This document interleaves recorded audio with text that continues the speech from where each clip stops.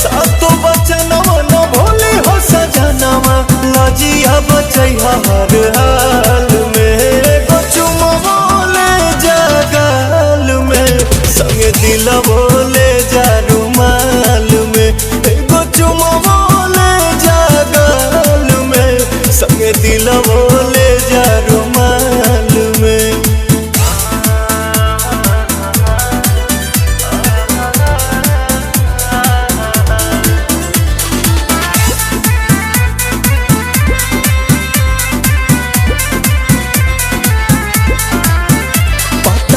पीछे कदम बवाले बलम जल्दी पड़ बनी हाले के पाले बलम